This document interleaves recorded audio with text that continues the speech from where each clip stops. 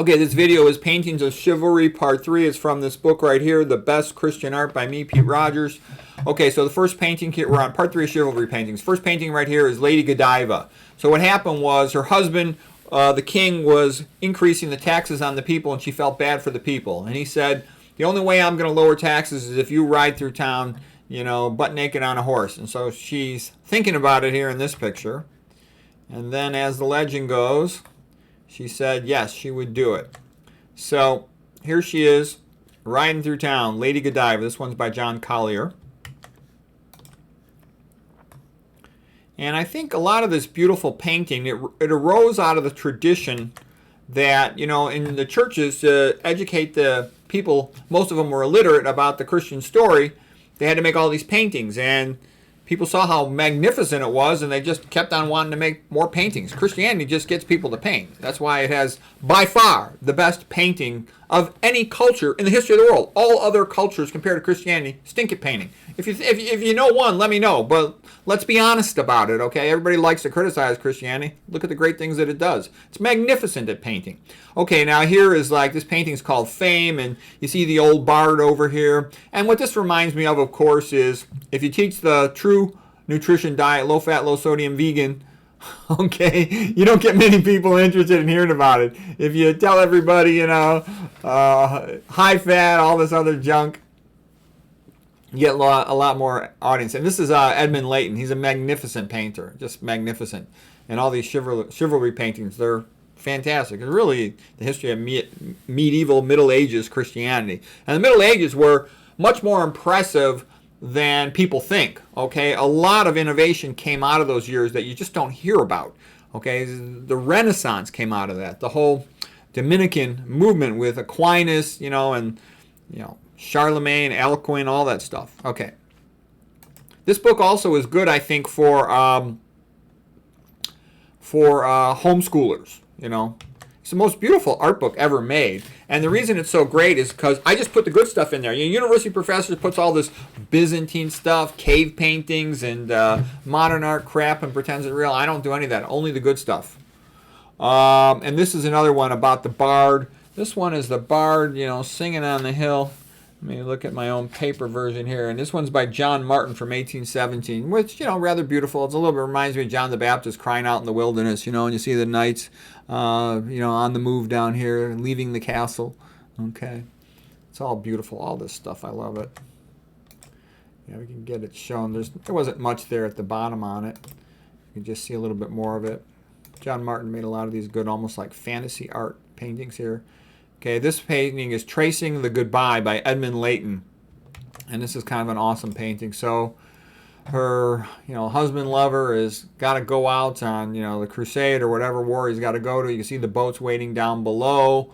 And it's pretty sad, and she misses him so much. She's tracing his shadow on the wall. It's beautiful. She's got to stay home, take care of the babies. And the women got to stay home, because women are a lot better taking care of the babies. In the old days, you know, women used to just have one baby, and as soon as they stop nursing, they're pregnant again. In the Victorian age, for example, it's pretty routine for a woman to have 10 children, go through, you know, 10 full pregnancies.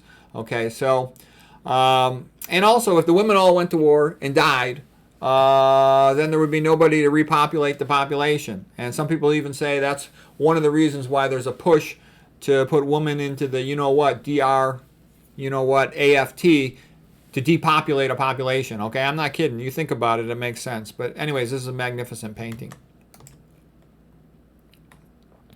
Okay, now here's a painting that I love as well. This one's called Meeting on the Turret Stairs by Frederick William Burton of Ireland from 1864. This is the most famous Irish painting of all time.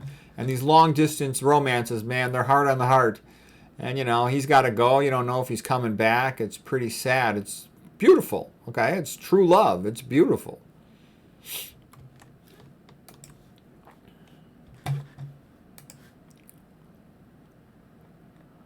Okay, and here's another just magnificent painting. There's the top of it. This one's Godspeed by Edmund Layton. And everything is just perfect. You know, the expression on their faces, you see they love each other. They're sad. They understand the consequences, the significance of the moment. You know, she's probably taking care of the little babies at home. He's going to fight for the safety of their country. And the men and women, you know, they got different roles, and you know, it's what makes society work. And it's just life. It's just perfect. It's just good. I love this painting. I love Edmund Layton's paintings. They're magnificent. Godspeed is the name of this painting. Godspeed from 1900, Edmund Layton. Okay, here's a painting by Edward Burne-Jones, 1890, public domain, The Departure of the Knights. And it's another great painting, and he was another one of the members of the Pre-Raphaelite Brotherhood. He was like a direct member of the Pre-Raphaelite Brotherhood, whereas Edmund Layton was more like a younger disciple of the Pre-Raphaelite Brotherhood. And it's just magnificent. And you know, you see the gender roles are pretty clear. The men go to fight, the women stay home, take care of the babies. And you know what? That works out better for everybody.